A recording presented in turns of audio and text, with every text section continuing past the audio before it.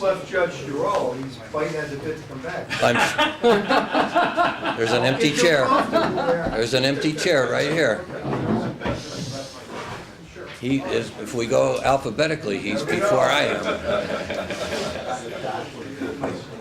Is Commissioner Cummings? I've been asked to announce that Commissioner Cummings came down with a severe migraine and should be unable to attend the meeting this afternoon. Had nothing to do with the salary board, I'm sure. No. She said it's a very bad migraine and she'll Okay. be unable to attend. All right. Everybody understands. Then everybody else is here. Am I right? Yeah. Okay. Okay. Let's call the meeting to order. Watch your head as you stand, and we'll say the pledge of allegiance. Commissioner Terriani, please. I pledge allegiance to the flag of the United States of America and to the republic for which it stands, one nation, under God, indivisible, with liberty and justice for all.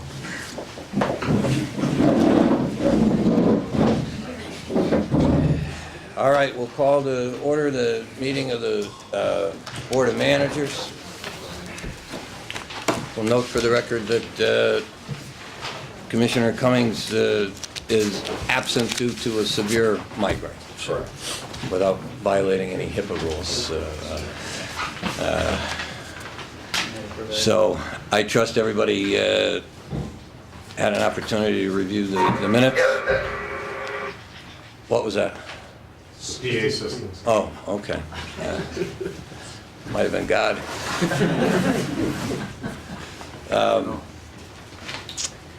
So if everybody's had an opportunity to review them from last month, so I'll entertain a motion to approve.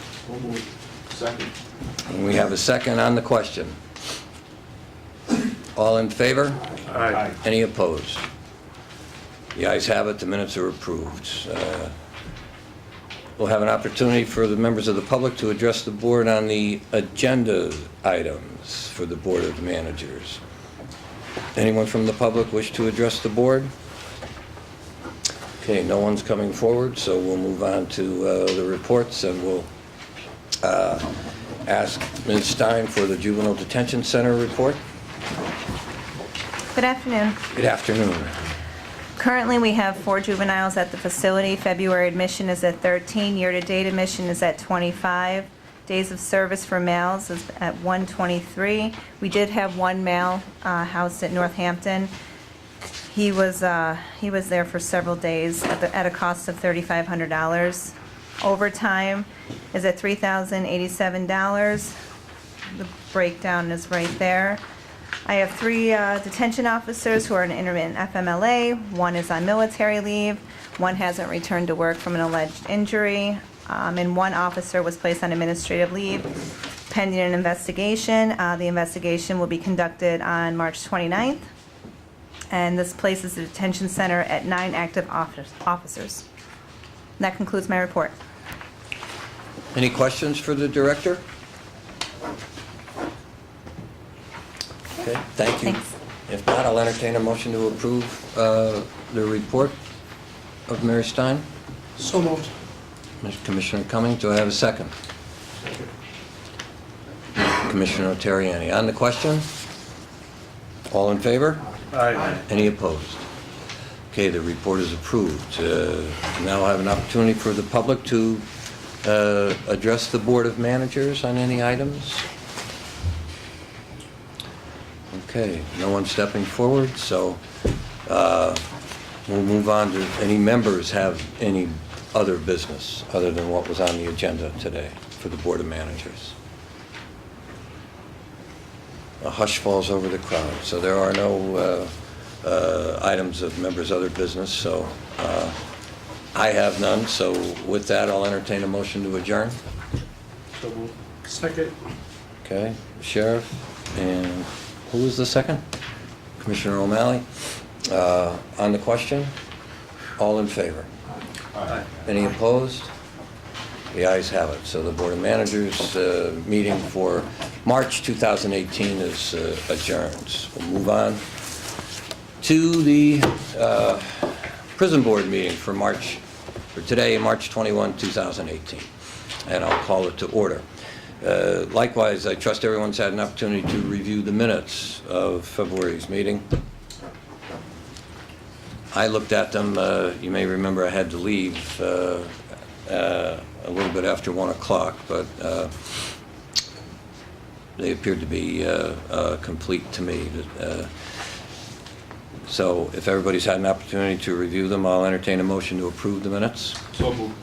And a second? Second. On the question. All in favor? Aye. Any opposed? The ayes have it, and the meeting minutes from the February 2018 meeting of the Prison Board of County of Lackawanna are approved. Give the members of the public an opportunity to address the board on agenda items only. Joan is coming forward. Afternoon, Joan. Good afternoon. Joan Hodawana, 220 Linden Street, Scranton. I'd like to drill down on Warren Beatty's monthly reports. According to his staffing update, and I assume this is as of the end of February, uniform staff on shift 160, workers' comp 1, other 1, vacancies 18 for a total of 180 officers. Now further down on family medical leave, we have 25 officers on intermittent FMLA, which amounts to 15% of the correctional officers. I'm trying to figure out his math. Is that 25 divided by 180? Are those 25 officers considered part of the 160 officers on shift? Because 25 divided by 180 is 13.9%. So if he could just clarify his figures for me when he does that. And moving on to the overtime comparison. Now, he shows 2016, 2017, and 2018 by pay period. And into 2018, we have 4 pay periods. And there's been a disturbing upward trend. For the first period, 2016, you had $76,000. 2017, $94,000. 2018, $160,000. Second period, $69,000, $117,000, $123,000. Third period is a little better. $115,000, $79,000, back up to $119,000. And the fourth period, $89,000, $105,000, $114,000. I would like the warden to comment on what is causing this upward trend. Since it's only through March 6th, I'm not sure whether the 5 officers who were recently fired account for all of these discrepancies. Is it the 18 vacancies, and do we have far fewer vacancies in 2016 and 17? Because the bottom line is, I think if this trend continues, you're going to far exceed your budgeted amount of $2,551,147 if this trend were to continue.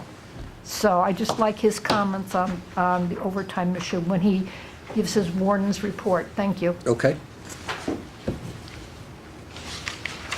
Anybody else on any agenda items? Okay. I'll note, I think, and I don't know what the figures are for 2018, but I recall from the end of 2017 that even though our overtime budget was, our overtime paid was over the budgeted amount, overall, we came in under budget amount. So, not that that's a justification, I just want to note that we spent less overall than what we were budgeted to do. So, but the warden, I'm sure, will address it when he comes up. So let's go with the first motion to approve all current payables for Community Corrections Center, Juvenile Detention Center, and the prison. I trust everybody's had an opportunity to review those. And I will entertain a motion to approve those payables. So moved. Do I have a second? Second. On the question? All in favor? Aye. Any opposed? Hearing no opposed, the ayes have it, so the all current payables for Community Corrections Center, Juvenile Detention Center, and the prison will be paid. Let's go to the Controller's report. Controller DeBillio? Yes, Judge. The Controller's Office has reviewed the prison inmate and canteen account reconciliations, which were prepared by the Prison Business Office for the month of February 2018, and found no discrepancies between the reconciliations and the bank statements. The balance in the inmate account was $359,781.37 as of February 28th of 2018. The balance in the canteen checking account was $491,057.98 as of February 28th of 2018. And in addition, as of February 28th, 2018, the canteen account owned 2 certificates of deposit valued at $15,000 and $131,888.89, which totals $146,888.89. And that concludes my report. Any questions for Controller DeBillio? If not, I'll entertain a motion to approve his report. Do I have a second? Second. On the question? All in favor? Aye. Any opposed? The ayes have it. The Controller's report for March of 2018 is approved. We'll ask Director of Community Corrections, Mr. Jeffers, to give his report. Good afternoon, Board. Good afternoon. Item 1, our program totals for the month of February 2018. Our male work release had 55 participants. Female work release had 5 participants. Adult house arrest had 132 participants, and juvenile house arrest had 17 participants. Item 2, our program's revenues for the month of February totaled $66,434.17. Our program's expenses for the month of February totaled $96,314.94. Our program's completions, work release had 16, house arrest had 30. Our program violations, both programs had 4. Our program's warrants, work release has 5, house arrest has 2. And our budget report overall so far this year, overtime is at 30%, expenses are at 16%, and revenue is at 16%. Our final item is we have 1 part-time opening still open at this time. For discussion, I asked Tracy to give everyone a copy of a lease agreement for women's work release. If the board, this is just for discussion only, if the board will be thinking about doing this, we would do this in April. It would start in actually June 1st. If the board recalls, last August, the courts asked us to open up another apartment for the female work release residents, getting the total beds up to 6 because of the backlog of individuals that wanted to come out of the prison and go into this housing. Since its inception, I could say that we've used about a little bit over 1,800 days of service for these apartments, which means there's 1,800 days that they've been out of the prison, which is good for everyone, not including themselves, but just for the taxpayers themselves. This particular lease here would run for 1 year, from 6/1 of 2018 to 5/31 of 2019, at which time all 3 apartments leases will be running out. We'll have to take a look at it again at this time next year. The other 2 leases are under a state grant. We'll try to reapply for that, obviously, to keep the program running. But for the future, the board should know we may have to come up with more money to keep the program running. Okay? So this is just for discussion. I'll take any questions now from anyone. If the board sees fit to go through with this, we will have it as a resolution for the next board meeting in April. It's been a good year.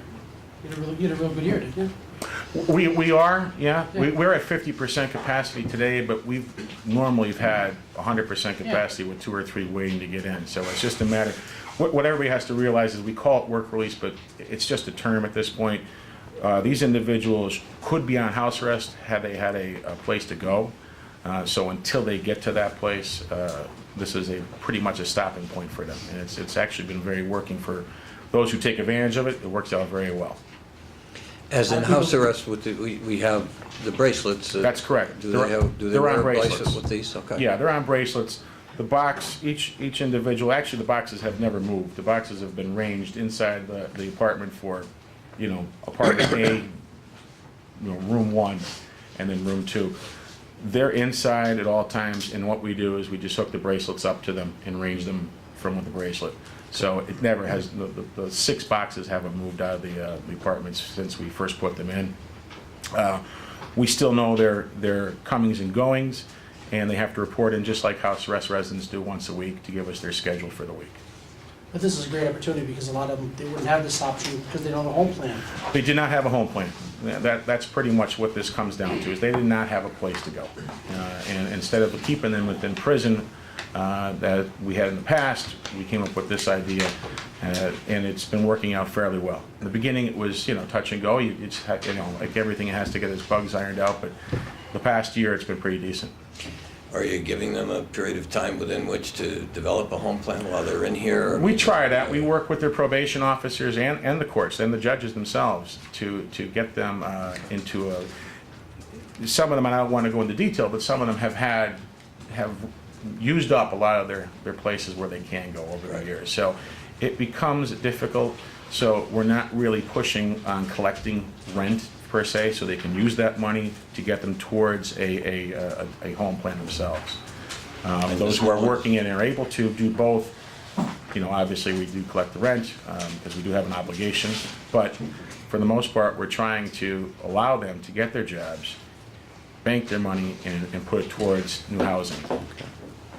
And this new one is Well, this is a re-up a re-up? of the August one. When we came back from, I don't want to say summer break, but during the course of July, there was a backlog of numerous individuals that could have came out of the prison at that time. 3 to 4, to be quite honest with you. And I came in front of the board right around that time and said, we need to, get another apartment if we can and use the Canteen fund to fund it. We immediately opened it up in August and started putting them in, and it's been going ever since. It dies down sometimes. It goes in peaks and valleys, as you all know. Right now, we're at a 50% level, but, it's going to be springtime again as more of their sentences inside here getting closer towards the door. Okay. Anybody else have any questions or observations? I think it's a very good investment myself. It is a good investment. Okay. Very good investment.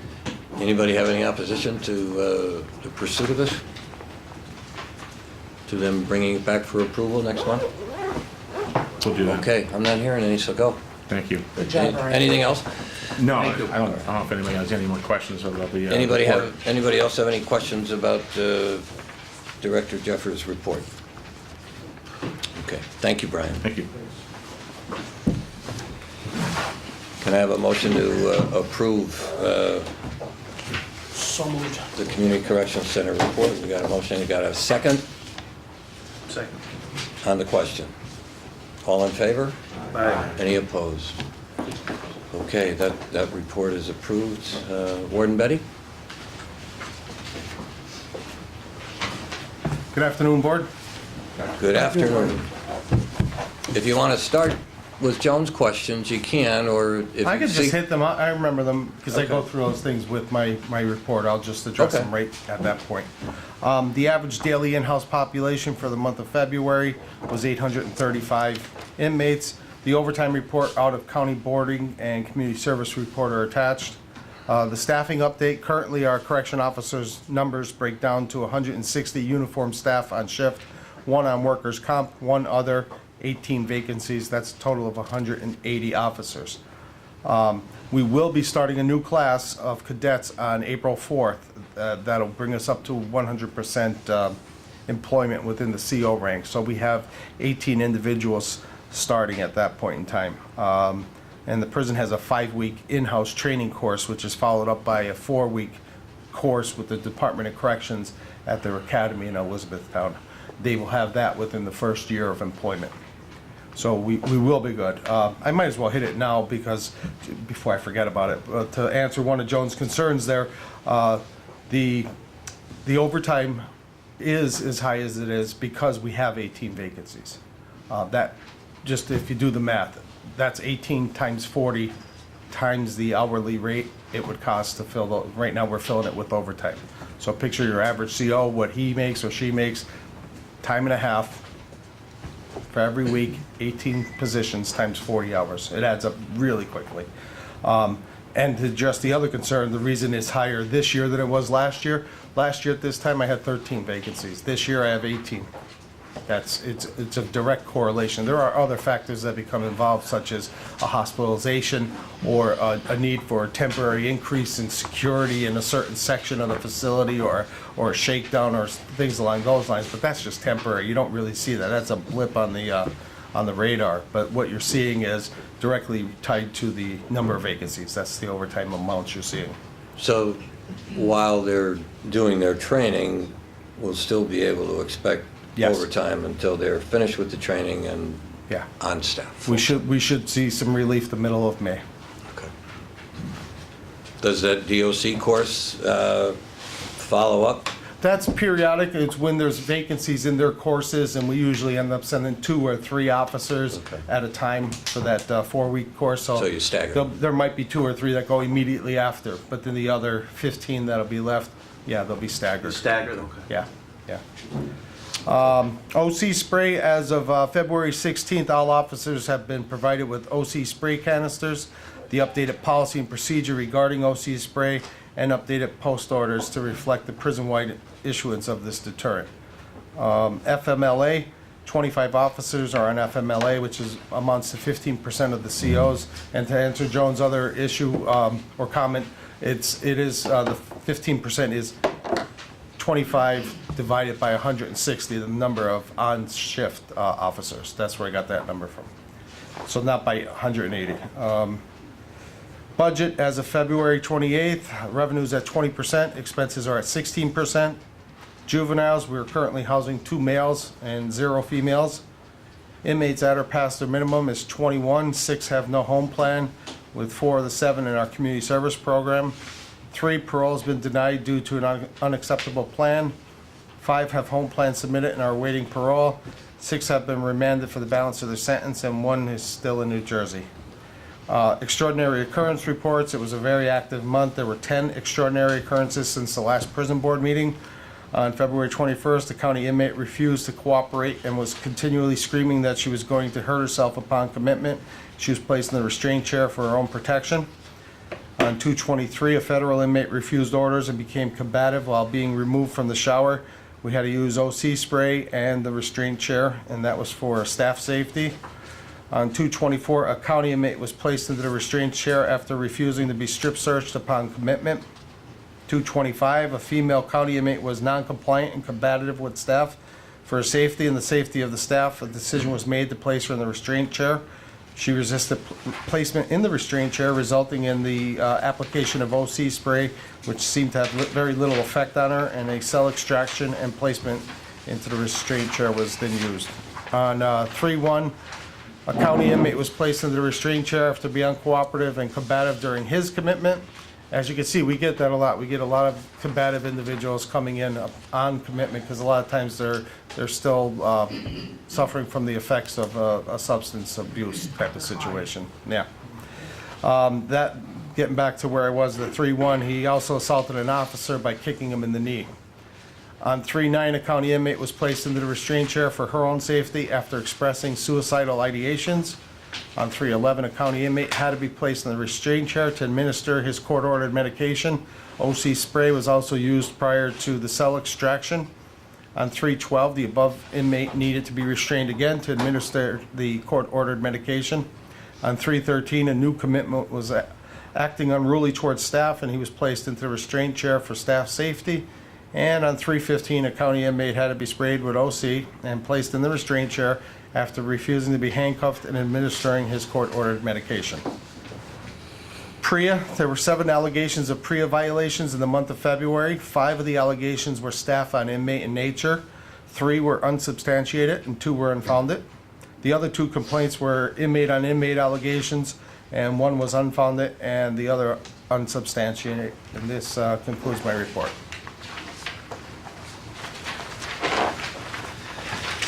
Any questions for the warden?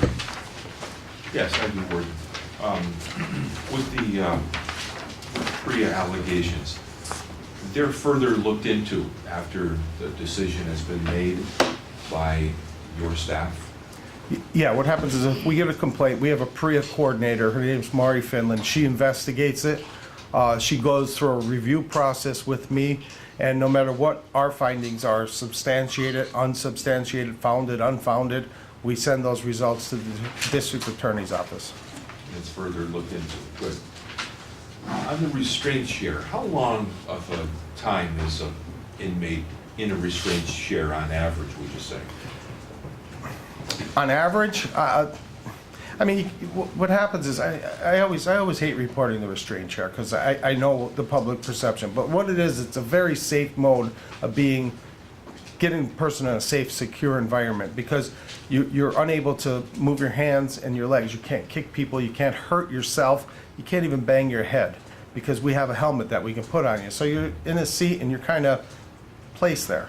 I would say that on average, it seems to be about two hours or so. But there are occasions where it goes significantly longer than that. When somebody's having a real episode, it's hard for them to calm down. A lot of times just sitting in that position, unable to flail and go after someone or yourself, it has a tendency to get you to say, okay, I'm fine now, guys, let me out. And we will assess that person. Whenever we put somebody into the restraint chair, they are assessed by our medical personnel to make sure the restraints aren't too tight or constricting, and they'll take the blood pressure of the individual and everything. So same process with getting out of the chair. Yeah, the reason I asked that, there was a case, I think, in California recently where somebody in a restraint chair passed away based on whatever condition it turned out to be, but I just wondered how long of a period that Yeah. would be. And are they under observation? They are under observation the whole time. We have cells with cameras. We would put them in those cells. We would put an immediate watch on that individual too. That was a really big issue in the past. Before the restraint chair, a technique you had to use was called 4 points, a 4-point humane restraint. And there you had to always be very careful not to put a person into a position that could cause what they call positional asphyxiation. You had to be really, really careful. In this one here, they're seated like Mary is right now. They're sitting up. It's a lot safer of a position for you to be in if you're the individual than in 4-point restraints. There was literal leather straps you're strapped down to a bunk, and that's where you have a problem with breathing. This 4-point chair maybe would be an opportunity for the board to maybe do a tour for some new members Yeah. next time out so they can see the chair. Right. But the whole idea is a lot of the people, they might turn around and just hurt themselves. It's scary. There'd be people that might just be bouncing up there for an hour. If they were in that chair, they could kill themselves. Yeah. That chair saves people. Yep. Thank you. Yep. Anybody else? Protects us. Okay, if not, I'll entertain a motion to approve the warden's report Second. on the question. All in favor? Aye. Any opposed? Okay, warden's report, thank you, Warden. Okay, members of the public, How you doing? okay? I'm Eric Schubert. I work for ASME, which represents Lackawanna County Prison, the Juvenile Detention Center, and the work release. First of all, we appreciate the officers that just got hired, which would conflict with Warden Betty just said. But we still believe there's a manning and a safety issue for our members there. Not only for the correctional officers, but for the inmates itself. So at this time, I can belabor and we can go on about what we were going on for the last year and a half or even 2 years of how staffing levels were down. But what we'd like to do is set up a work session, cordially invite everybody of this prison board and come up with some resolutions that we won't have this problem going in the future. So that's our suggestion. The union will mail a letter to each one of you on the board, and hopefully we can come up to some kind of resolution where we're not in this back jam all the time. It's just like a reoccurring problem. Okay? That's all I wanted to speak about. Thank you. Thank you.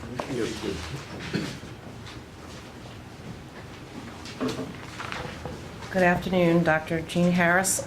I just had two clarification questions to the warden on the restraint chair. You said that the medical personnel check them and they're assessed.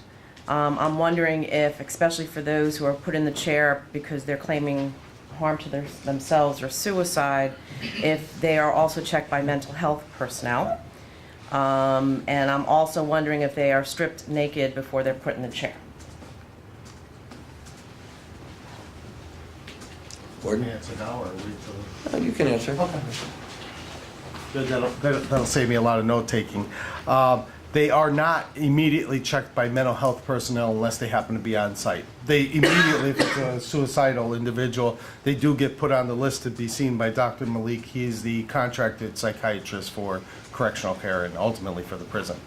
Regarding the, they do remove their clothing to give them a suicide-proof smock. And that's got a dual purpose. There's also a security issue to make sure that somebody doesn't have a shank or something in their clothing. So yeah, when you're put into the restraint chair, your clothing is removed from you. You are given a suicide smock. Can you describe a suicide smock?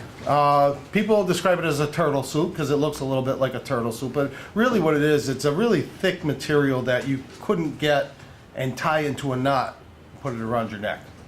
And it would look like a smock, literally, two straps, and it'll come down to about Like a your tank knees. top?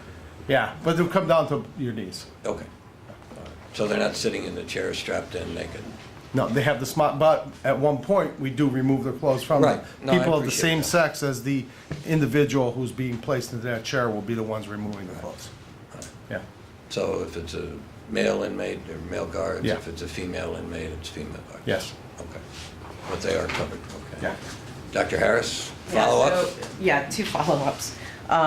So on the monitoring, so you say the chair is in a room and it's constantly monitored. So a male inmate may be monitoring the female inmate who's in the chair with the smock, which may fall off unless it's fitting them appropriately, is my question. Who's monitoring it, and is there a gender issue there?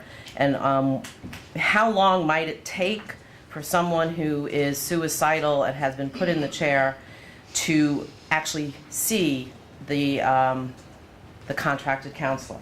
If they're not on site, could it be days? Could it be weeks? All right, we do have training for what's called cross-gender training. Individuals, they should be female who are watching the female monitors, and they should be male who are watching male monitors.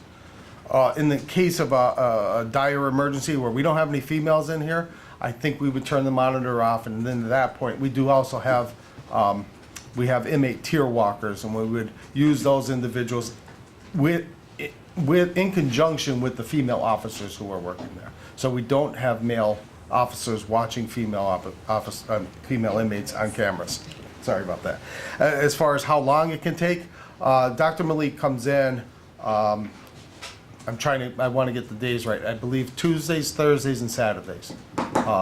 If something happens with an individual right after he left, it may be a couple days before you're seen by Dr. Malik.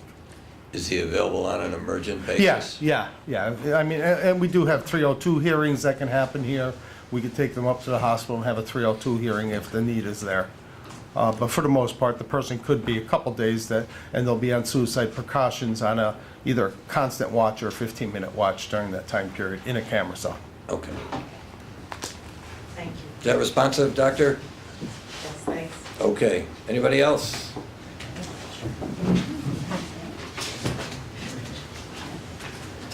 B goes before D, David, so take Mr. Bolus before Mr. Davidson. Thank you on that. I just learned a new lesson today. Can't beat it being in jail. You learn something new every day.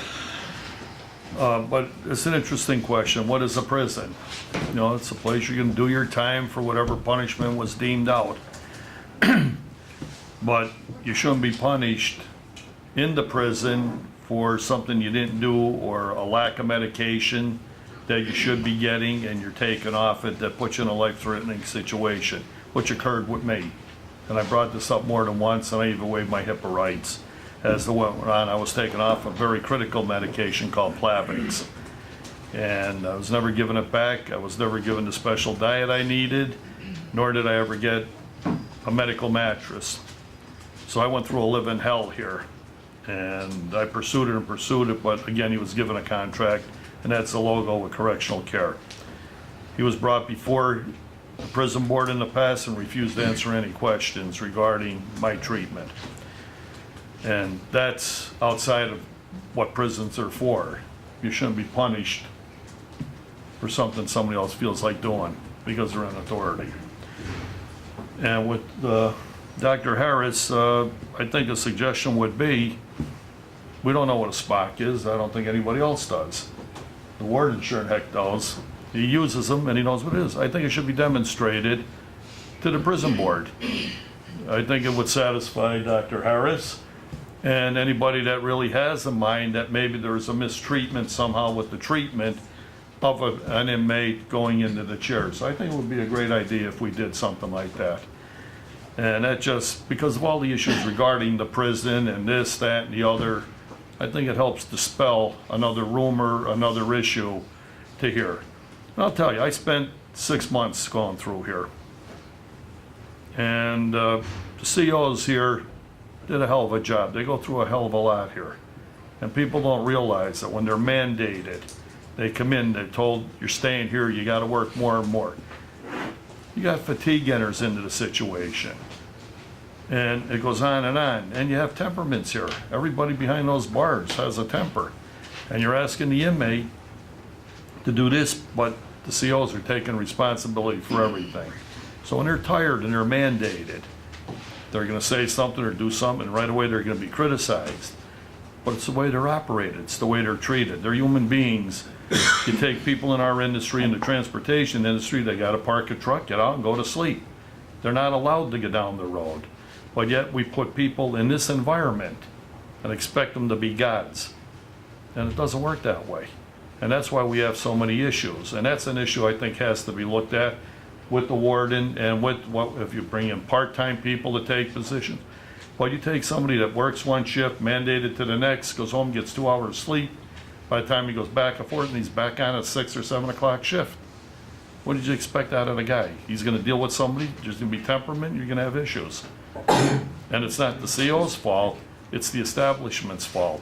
It's the system we live in, it's called a prison, and that's the issue. So I think some of that has to really be taken care of. And I was asked before about driver's manuals because she wants to take them in the library, pass them around, and start helping some people get their CDL license. And I started laughing. I said, the only thing you get up at PennDOT is in Spanish.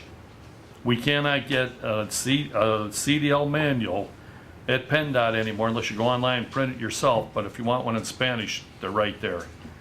And that's what's going wrong with everything. We have to learn somebody else's language, not the other way around. And that's what you're dealing with inside this institution. People who don't understand English, the different ethnic backgrounds, yet COs are supposed to know everything. The warden's supposed to know everything. Mr. Jefferson's supposed to know everything when he's dealing with people. And that's where we have to take a different look at the training and what we're doing here with people. We may need an interpreter in here. We may need some other things done in here to make the CO's job exactly what it is, a job. Not an adventure that he has to come in here and wonder what the heck's gonna go on because he hasn't slept for 2 days. So those are some of the things that I saw that went on here. With me, as a senior citizen, my Social Security benefits were taken for the 6 months I was incarcerated. Yet the average prisoner coming in here doesn't lose any benefits. It's a double standard. I paid fines and costs and had all my benefits taken from Social Security for 6 months by the government to use whatever they wanted it. I never got it back. I'm in federal court right now fighting to change an unfair law because it's a discriminatory against all us people who earned that money and it's taken, then the people who didn't earn anything, yet they don't have to pay anything back. But in here, you still have to pay for your phone use, your commissary, and you still gotta pay for medical treatment. And where do you get it from when they take all your benefits? How do you pay your outside issues? If you got rent and you know you're gonna be out in 2 months or 6 months, but you lose the apartment you're staying in because you're Social Security was taken that paid for it. So those are some of the things that have to be really addressed. And another thing that's been my pet peeve, and I asked the warden early, but he'll be accommodating at the next meeting, to bring in a mattress, to show the board what you really have to sleep on. I wanted pillows. You need to put a pillow. I don't care if it's got a built-in thing like you're laying in your swimming pool. That's all it has. That's basically a flotation device. You can't fluff it. You can't do anything to make your head comfortable. I had neck injuries. I had to try and sleep with that, roll up underwear, or anything else under there to try and make a pillow. So all I requested is that we get pillows. We can spend millions of dollars now on another building down the street, and millions here and millions there, but we can't buy pillows for the inmates in here that are washable and reusable. I already spoke to Mike Lindell at My Pillow. I had a conversation with him about getting pillows here, and we could get them at a discount rate. People are worried about who's gonna suffocate somebody with a pillow. They could do it with their bedroll, they could choke them, they could do any way they want if they wanna kill somebody. But all we wanna do is let the inmate get a good night's sleep, and that makes the CO's job a lot easier, because you don't have temperamental people. And we all know what a good night's rest does for everybody. So I would like to see that put in a form of a motion, that we could go get pillows for a change. I hate to keep coming back beating the same horse up. I'd like to get onto a different subject. And last thing is PTSD. I'm very actively involved in it with the military right now. I'm sponsoring programs. I had a physician in. Pat was very accommodating with the commissioners to listen to Dr. Lindell.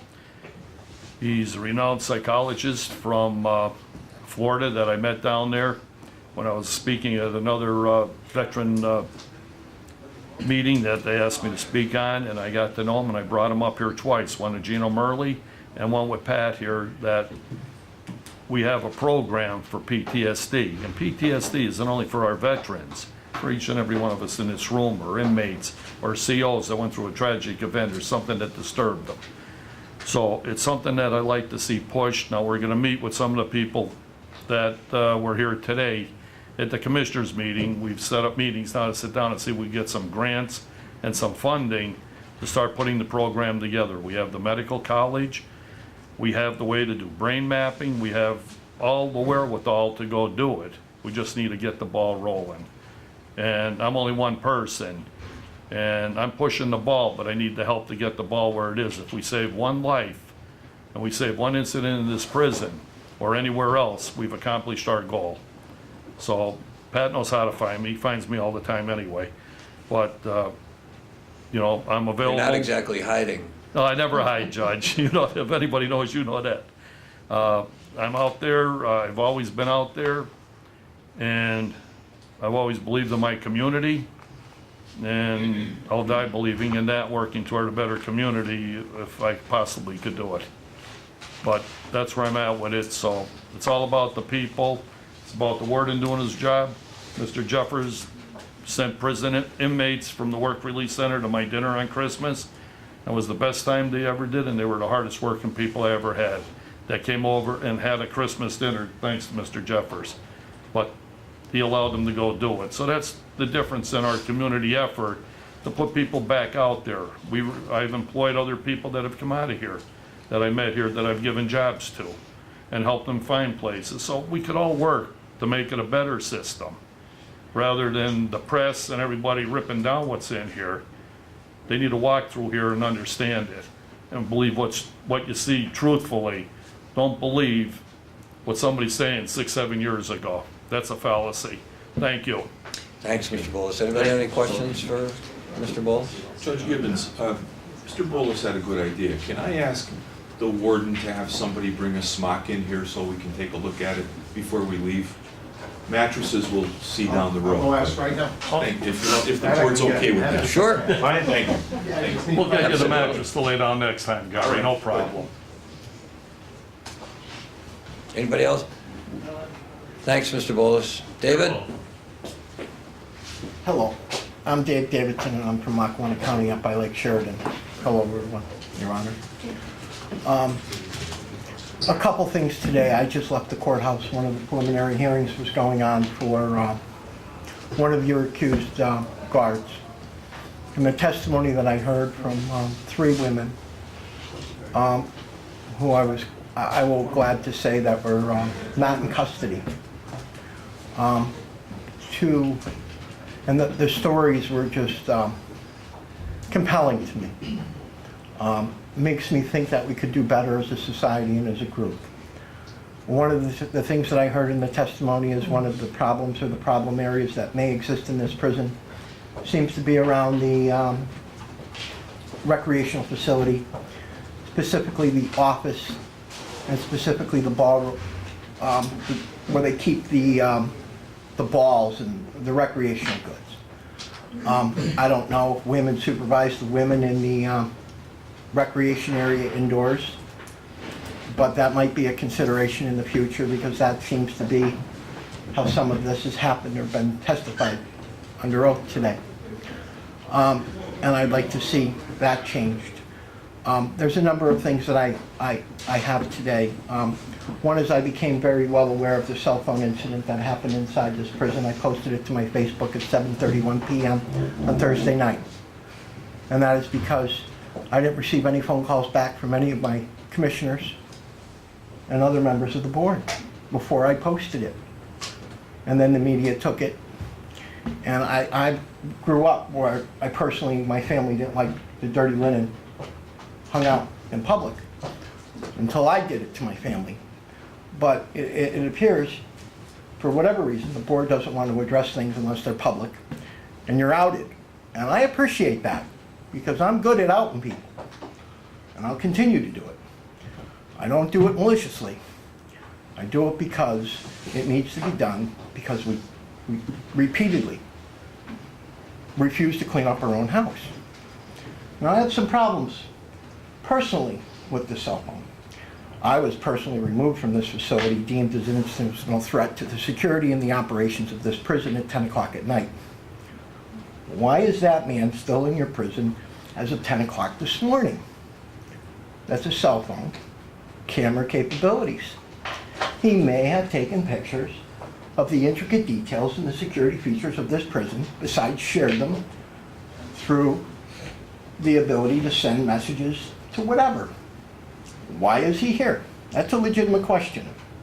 What's being done to research who he shared what with and who and for what purpose? It's outrageous. I don't think Bob Barker's selling you guys cell phones yet. Okay? Now, that's just one. I have some other things. I heard an outrageous story where a guard took a broomstick and shoved it through the wicket of a door at an inmate. It's more than a rumor. I've heard the story from an officer who works in the facility who was very close and intricately involved with the situation. What could compel somebody to poke a broomstick at an inmate? Through a wicket. And when she wasn't satisfied with that result, she went and got a spray bottle.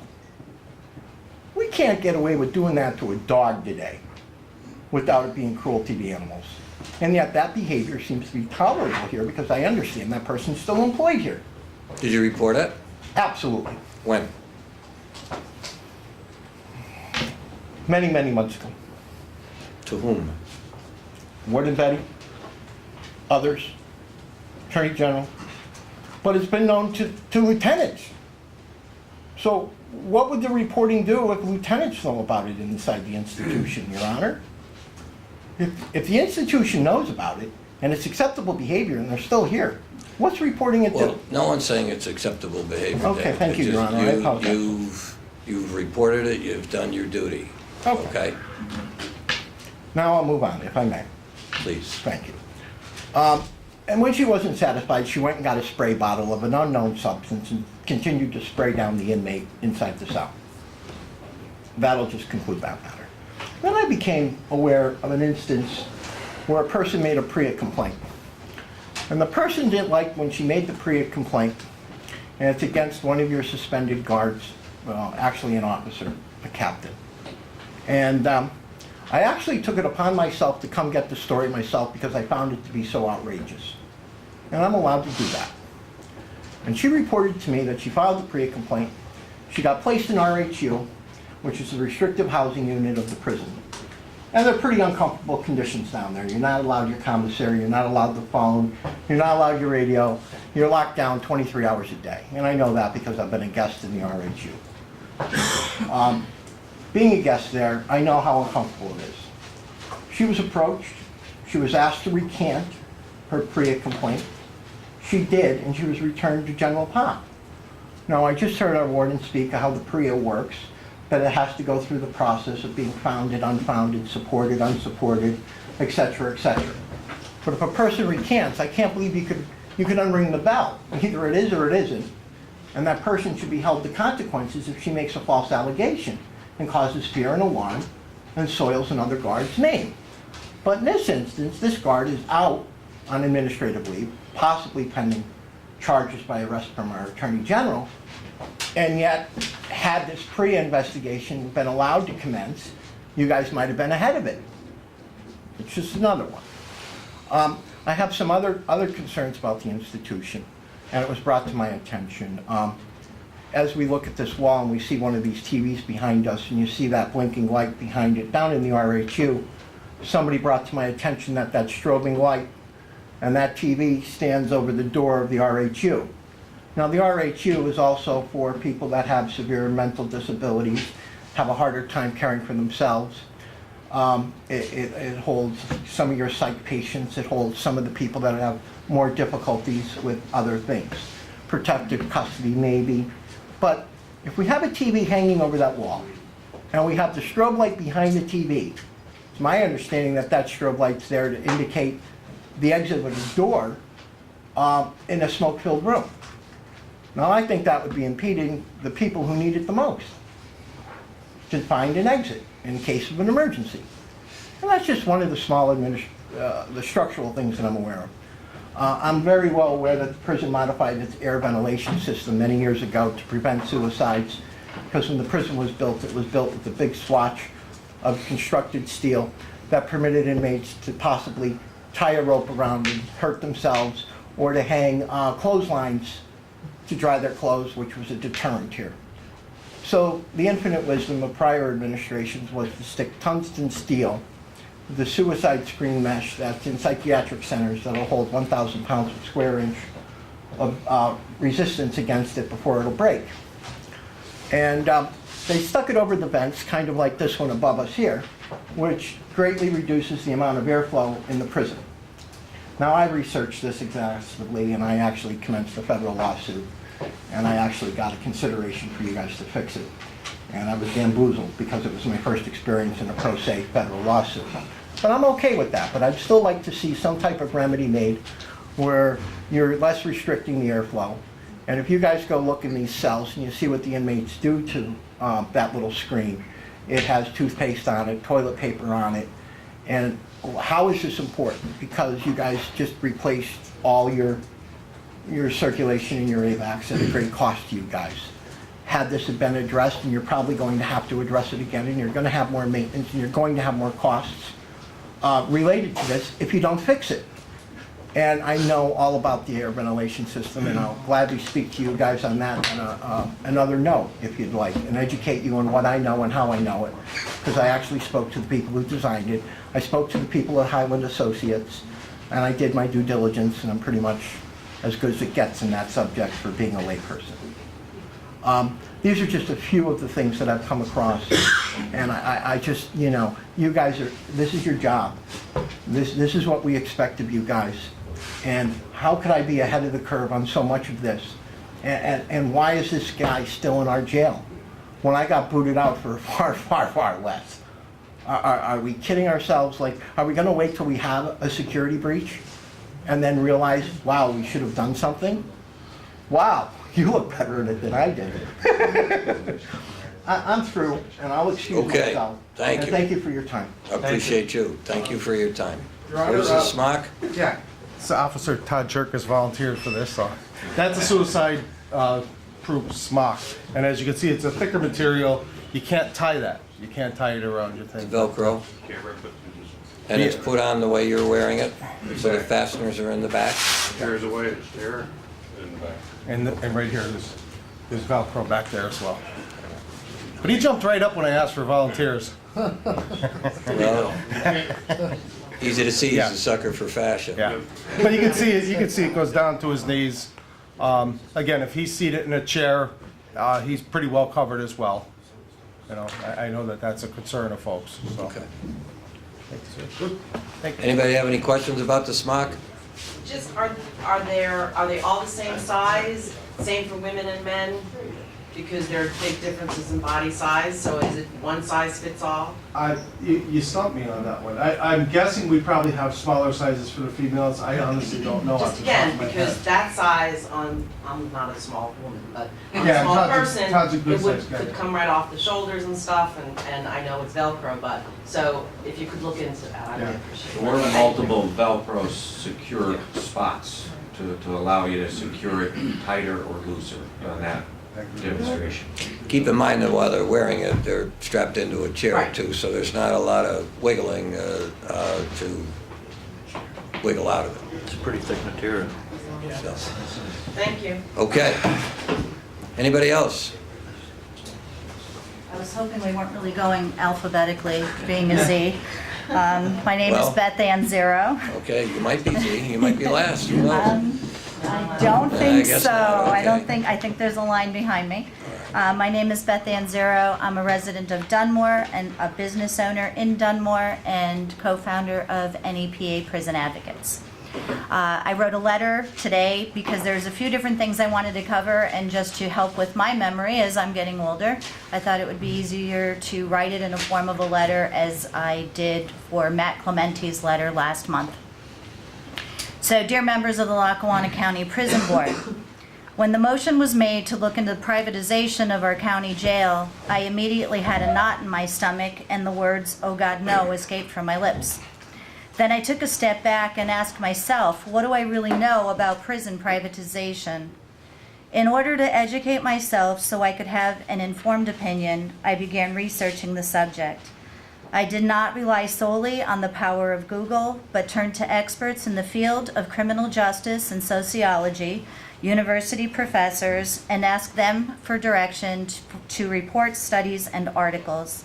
Each study I read merely reinforced my initial gut reaction. A private prison is a business that thrives on maintaining a full bed count while reducing costs by meeting the most basic requirements, including lowering payroll and service budgets. There is no incentive to lower recidivism rates because that's not conducive to profit. Our current county employees would be forced to look for work elsewhere as their jobs would be filled with lower paying, often undertrained replacements. This also adds to the safety concerns for the employees, the incarcerated, and the community. A scandal involving the murder of an Oklahoma couple by escaped inmates was linked to lax security at their private facility. Another private Ohio prison saw 13 stabbings, 2 murders, and 6 escapes in its initial 14 months, as reported in JSTOR Daily in May of 17. Studies also show there are minimal, if any, savings compared to using public prisons.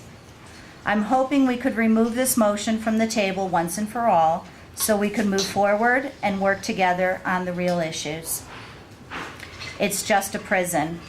I heard those words repeatedly at the last meeting, and my heart sank deeper each time. The people incarcerated in our county jail are us. They are mothers, fathers, sisters, brothers, sons, daughters, neighbors, and friends. I'm not claiming all of them to be angels, but I am stating this. They are fellow humans deserving of our attention and decency. We are all well aware that there are many issues.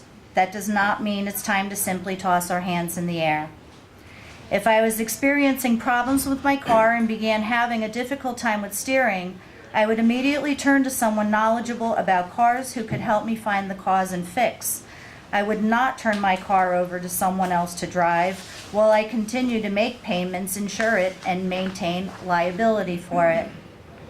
There are professionals and organizations who can advise our community leaders in regards to our policies and procedures in order to regain our ability to steer. There are technical advisors who can look at our jail population and policies and safely reduce the number of people detained, eliminating the need for expansion and even reducing the cost of operations, including overtime. Lackawanna County Prison does not have to be just a prison. If we use the resources available, it can become a model for rehabilitation, reentry assistance, and reduced recidivism. Reducing recidivism should be everyone's goal. Consider the fact that the majority of the people currently incarcerated are going to be released and rejoining our community. Without proper training, guidance, or counseling, nearly 70% of those people will be returning to jail due to committing crimes again, crimes in our community. There are many people trying to do good things within our prison system and in the reentry field. I am in no way discrediting the work and dedication of the employees, volunteers, and advocates, but so much of what's being done equates to Band-Aids, while there are internal injuries not being addressed. The Band-Aids are important, but until we begin to make efforts towards reforming our criminal justice policies, becoming smarter rather than tougher about dealing with crime, start treating the mentally ill and addicted as people who need help, instead of criminalizing them, fighting poverty levels that increase property crime rates, funding education. Until we make change in any of these areas and countless more, there will continue to be issues in our jail. Although these changes require reform across society, I ask the board to consider what changes can be made within the Lackawanna County Prison to move it beyond just a prison. Thank you for your time. Thank you very much. As far as I know, I know I left last month's meeting a little earlier, but I don't think anyone has ever seconded the motion to... I know, but I know there's still there's still companies coming and touring the prison. Well, you know, we operate under Robert's Rules of Order. There was a motion placed. Commissioner Cummings wants to do her due diligence. She's entitled to do that. Rest assured that any final decision is to be left in the hands of the board and the county commissioners. And I think there's a reason you don't see a lot of privatization across the country in the penal system. If you stop and think about it. So, okay. That's all I'm going to say. It's just something that every time I hear about it, just turns up a little something in me, and I keep hoping that it just keep churning. Kind of goes away. Keep churning. We'd like to go out of business the old-fashioned way by running out of customers. That would be a wonderful thing to see happen. Right. And also on that note, in May, we are sponsoring an event through Artworks on Lackawanna Avenue in Scranton. It's going to feature a visual study on mass incarceration called Pyrrhic Defeat. We will be having speakers on May 2nd, and I'll have invitations for you next month when we come. Great. And I'll let everybody know that I attended a meeting yesterday of the Reentry Task Force, and they've scheduled another festival this summer, I believe, for August 19th. So they're doing great work. They just got a grant from Weinberg. We attended that last August as well, the first one. So it's encouraging. Look forward to seeing you there again. All right, thank you. Okay, thanks a lot. Thank you. Anybody between A and Z? Is me. Just you? Well, I got 15 pages, but I'm not going to read it. It's actually a letter, which I will pass you each a copy of. All right. Summarise it because... You're going to paraphrase it for us? I will indeed. I'm All right. merciful. My name is Ro Hume. I am the convener of the NEPA Healthcare Defenders Coalition. And I'm disappointed Commissioner Cummings isn't here this afternoon because the majority of you members, this does not directly affect, except that you have mothers, you have daughters, you have wives, you have sisters, you have female relatives. We wish to raise our concerns and seek information about the situation at the prison concerning female inmates' access to necessary sanitary supplies. And therefore we're seeking information from the board as to the current system of supply and distribution of menstrual products to female inmates, and future plans to ensure they are always freely available in adequate quantities and distributed in a manner that respects the human dignity of affected inmates. There's nationwide research going on. The Coalition hopes to receive answers to our queries from the board, which we will then pass on to the other research organisations that are doing this. It sounds like such a small thing, but it's not. And I'll very briefly summarise this. I think I've set it out. And probably tell you more about penguins than you want to know, but it's all in there, okay? In 2017, the Federal Bureau of Prisons announced that under the federal legislation as a basic human right, all female inmates were entitled to adequate and free product supply. However, they account for less than 10% of female inmates incarcerated, and in many situations at the county and state level, this is a problem that is both recurrent and slips through the cracks a bit. It's not one that immediately rears its falls. However, for the female inmates, it is a crucial and difficult problem that could be addressed. There are three major areas of concern. One is hygiene. I will spare you the details, but as we understand it, and we would please be delighted to be corrected about this, our understanding is that female inmates are currently issued 10 fairly thin pads per month. This allows changes every 12 hours during a normal cycle, which is not adequate and not sufficient. I'll skip to the next bit. This is I'll raise my hands for support on this, totally inadequate supply. Research has shown that the failure to change product frequently leads to the increased risk of vaginal irritation and has very often been a source of serious infection. Now, there's the human cost of that, but there is also the legal implications of a known and foreseeable risk that can be avoided that falls to the institution. The other issue is human dignity. Menstruation is not an illness, it's not a medical condition, it's a normal bodily function. Its timing and flow are beyond the control of the individual, but the management of the flow of the menstrual cycle should be within the power of any woman, whether she is incarcerated or whether she's not. Research has shown that the method of distribution is incredibly important to human dignity. If inmates are forced to go and ask a corrections officer for supply, there are numerous occasions on which this is withdrawn arbitrarily, refused arbitrarily, or simply there are not adequate supplies. And it's humiliating for the inmate, and it allows a level of interpersonal power that is not something that you would do. It's also unreasonable to expect female inmates to purchase additional supplies from the commissary at their own expense. Don't make the men go and buy extra toilet paper if they happen to have a bad case of chilly. It's a monthly recurrent cost, and it's not something for which there is any male equivalent. Indigent females cannot afford to go to the commissary, and it takes several days of their labour within the prison to earn enough money every month to do this. So, we believe strongly that these products are a necessity and they are a human right. The federal court agrees with us under the 8th Amendment. They cannot be treated as a discretionary item or a luxury. So we have a list of questions which we would love you to answer, if you would please, for us. What's the current quantity, type and quality of product available to each inmate each month? The questions are all there. What provisions are made for inmates who require more than required? Do inmates have a choice of the type of product? What is the current protocol for the distribution? What is the approximate annual cost for sanitary products?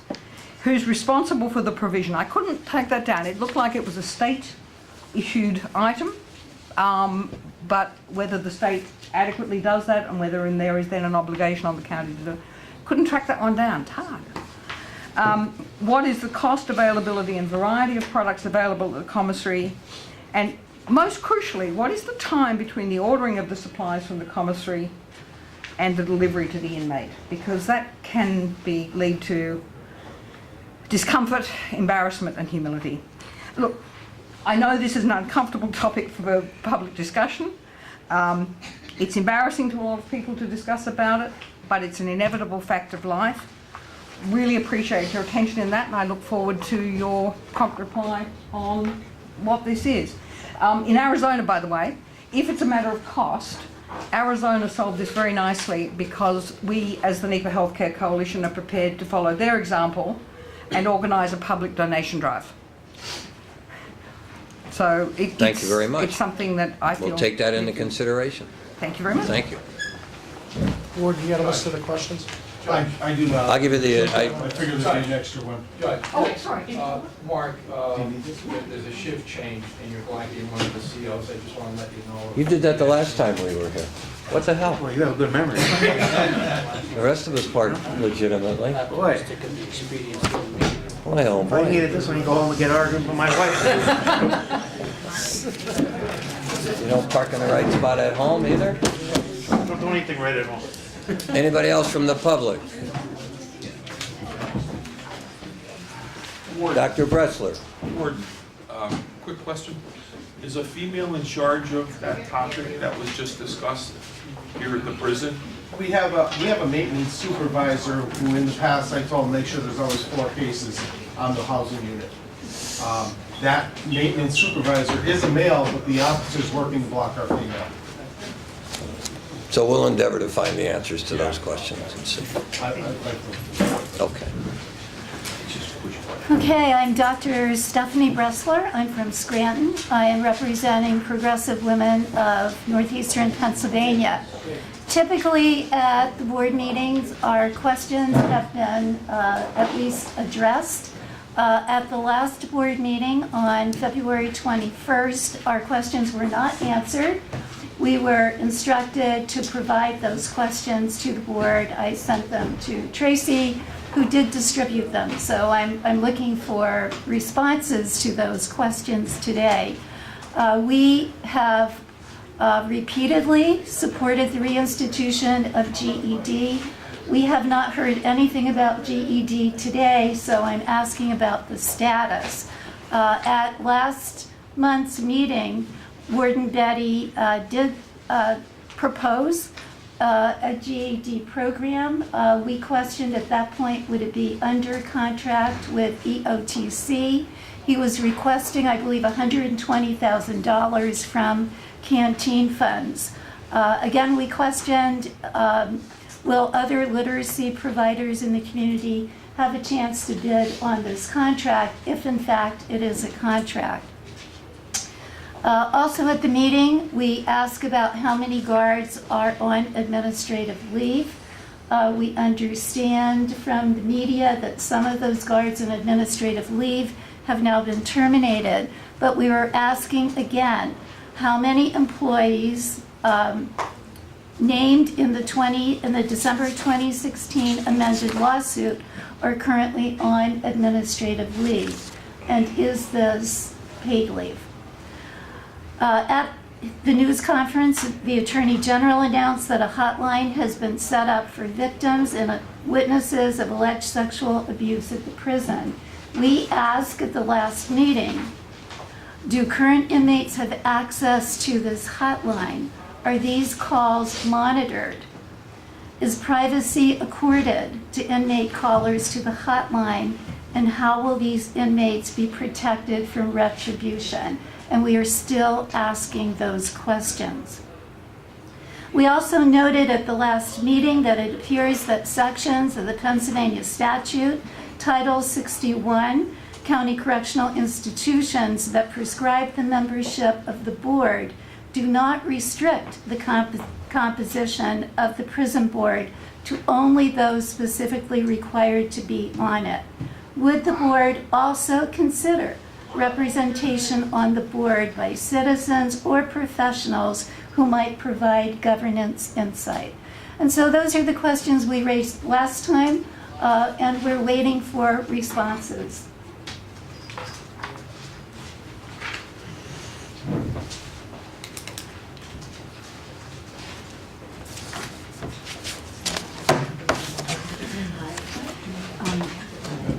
I'm Bev DeBarros from Scranton, and only because of 2 new faces I come before you today.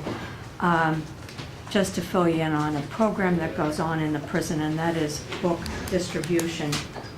A year ago at this time, after having learned that there was no library in our jail here, I asked if we could, at no cost to the prison,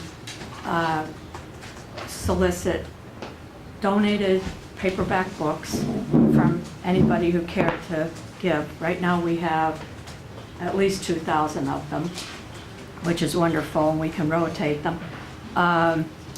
And all the volunteers, we have 11 volunteers who have gone through the training session and been cleared by, the training session was by Officer Sergeant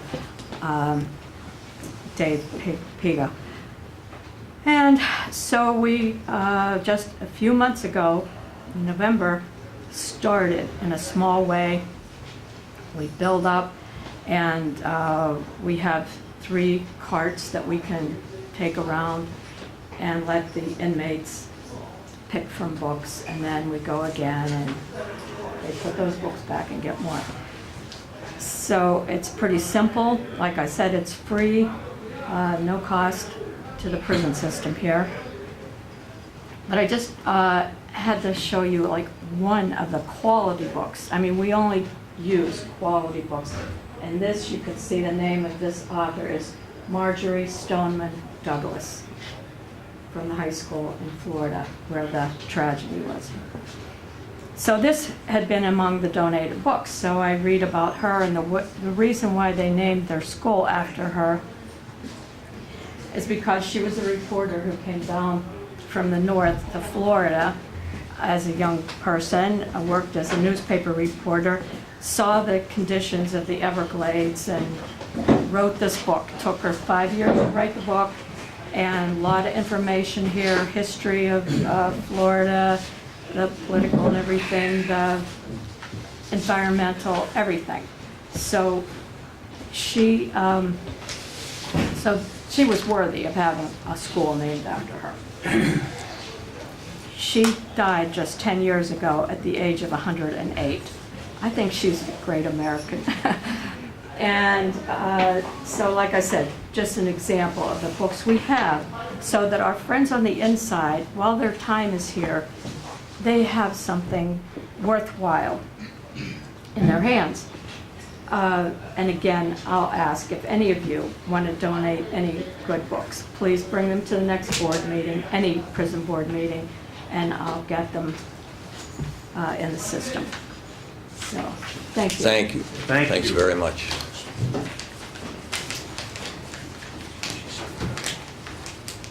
Joan. Yes, me again, Joan Lackawanna at Scranton. What Bev forgot to mention was we're starting to accumulate books in Spanish. I understand you must have Spanish-speaking inmates, so hopefully that'll be of value. I'm glad that young lady back there brought up the whole issue of sanitary supplies for your female inmates. And very few of us, females in the room. But imagine if you were me and suffering from an undiagnosed condition called endometriosis, which means you had very, very, very, very, very heavy periods, and they were very long, like 21 days out of 30. I can't believe that 10 thin pads, Warren Beatty, would have covered my need. And I'd like to know, Warden, do the female inmates have to pay for sanitary supplies, or are they provided free? They're supposed to get as many as they need free of charge. Are they free of charge? You sure they're more than 10? Yeah. Okay, I'll hold you to that. I will double check on that, and if I'm wrong, I will let you know. Yeah, because to me it's unconscionable that you put a female inmate in such an embarrassing position. I mean, might as well shoot them in the head and put them out of their misery. I don't disagree with you. So, okay. I too would like to know the answers to this letter, which was authored by Matthew L. Clementi, dated February 21st. He helped co-found the Northeast Pennsylvania Prison Advocates, which was addressed earlier, and there was a number of questions, many of them valid. Now, you've now had a full month to contemplate navels on this issue. And maybe you can't answer all the questions at this time, but can you answer any of them, and can you give us a timeline when you will address all these? These are matters of public concern, taxpayer concern, and I think you owe the taxpaying public answers, publicly answered. So I'll be following up with you, Judge. I see you at Mass every day. Please do, Joan.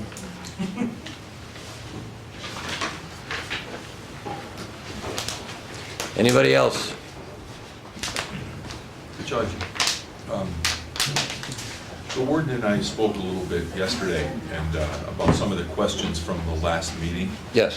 And I don't know if the warden would be able to address any of those questions at this time. Sure. Go ahead. Your Honor, we did discuss, there was really, it seemed to be two sets of questions, and I did the best I can, but some things weren't for me to answer. Some of the questions were for the board and not my authority. So I can provide quick little answers to those matters that I can address. And I'll start right from the beginning, and these were questions from Dr. Bressler. She asked, well, that first one I can't answer. Progressive Women at NEPA supports reinstitution of GED, and will the GED program proposed by me be operated under contract with EOTC, and or will other literacy GED providers have an opportunity to bid on the contract? My plan was to gain authorization from the prison board to use canteen funds for EOTC. They're already here. They've already provided the service. I'm happy with the service they provided. To go the other route would sound like putting out an RFP. We wouldn't get GED up and running until the fall. Again, not my ultimate call there as to how we do it, but if I can get the permission of the board to utilize canteen funds, I would use it. I would contact the OTC and get that going as quick as I could. Dr. Bressler also asked if the employees arrested in the Attorney General's action last week were placed on administrative leave, and it wasn't. And is this paid leave? At this point in time, as I reported, there was one officer who's out on a leave right now, and the rest of the individuals have, as the paper has reported, are no longer working for the county. The hotline, I did want to clear this up, so I appreciate the opportunity to clear it up. When the Attorney General had set up that hotline number, I mean, obviously he was setting up that hotline number. He didn't consult with the prison, and I don't blame him, about our in-house capabilities. We did have the capability to record, and still do have the capability to record phone calls being made out.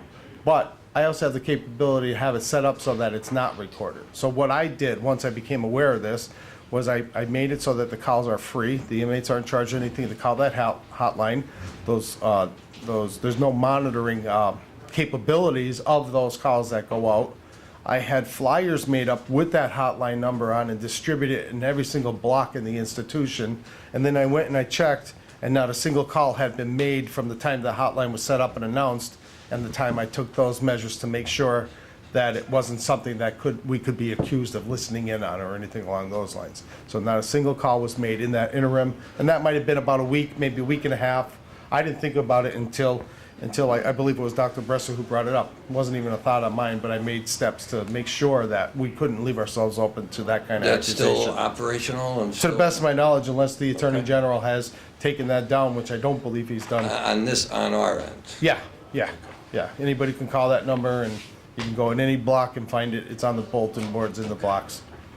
So I do appreciate the opportunity to let you know that, and let anybody else that's here, as well as the press, know that we're more than above board on that.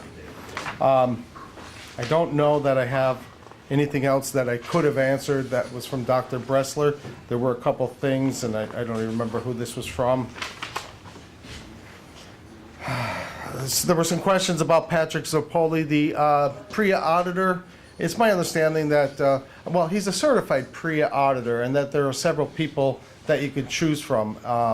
Mr. Zoppoli is one who serves this area. I don't know why he was chosen over others. I wasn't here, but he's a certified PREA auditor, and I don't have any issues with it whatsoever as to who that auditor is or how they work that. as long as we have somebody who's a certified investigator and auditor, I'm fine with it. But there were some questions there that implied that maybe there was some issue there. That's an issue to take up with the national law of PREA and how they audit and supervise themselves. But he is completely independent of Lackawanna County and Lackawanna County Prison. Matter of fact, he's completely independent of the state because as an auditor, he'd be potentially auditing state correctional institutions besides county ones. Let me see if there's anything else that I can say here.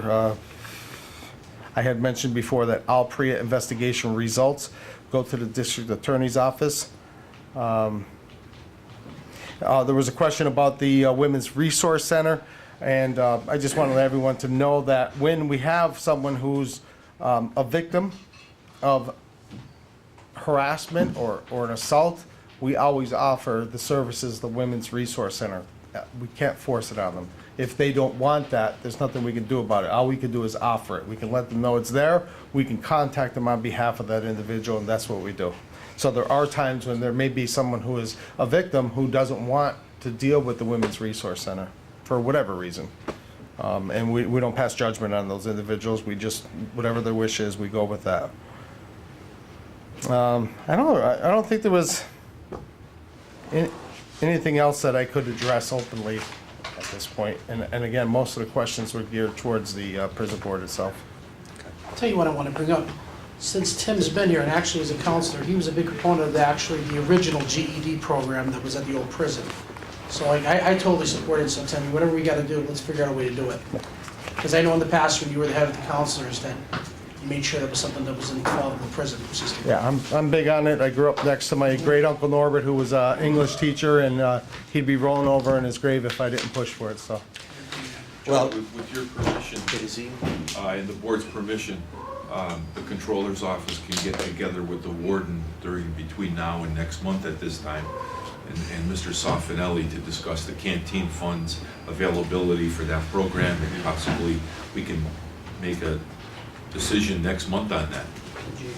I don't see an issue. Do you see an issue with it having to be put out to bid for an RFP, or I'll look into that. if you can look into that, and then I'd like to try and pull the trigger on it next month if we can. Would there be an issue, Dave, with pulling the funds from the canteen fund? For the GED, I don't think there's an issue with that, though. That's directly for the inmates. Yes. That's what it's for. Okay. Have you had sufficient communication with the OTC that if the board concludes that you can, they're in the back shaking their head, yes. okay. We have had sufficient So you're communications. ready to I just go want if this- we conclude that you can go and it doesn't have to go out for bid? Yeah, if that's the conclusion, yeah. Thank you. All right. Thank you. Anything else from anybody? Oh, one more? Sorry, I wasn't planning on speaking today, but my name is Anna Farmelli, and I'm actually the Crisis and Advocacy Services Director at the Women's Resource Center. Okay. So I just had a question for the warden in regards to how Women's Resource Center is broached with inmates that have a PREA allegation. Only because I want to be clear, and I want to make sure that it's made clear to the inmates that the Women's Resource Center serves all victims of sexual violence, so that the male prisoners also feel like they can, request Women's Resource Center advocate come to offer support to them during that process. So that was, and obviously I also want to offer, if there's any type of materials that you might need, I can send you a digital copy of our brochure so that perhaps that might be helpful for the inmates to know exactly what services we offer. So that's all. Thank you. Thank you. Anybody else? All right, if not, I'll entertain a motion to adjourn. So moved. Second, on the question, all in favor? Aye. Any opposed? All right, so next, Tracy, next month, we're back to 12:30? Yeah. Okay.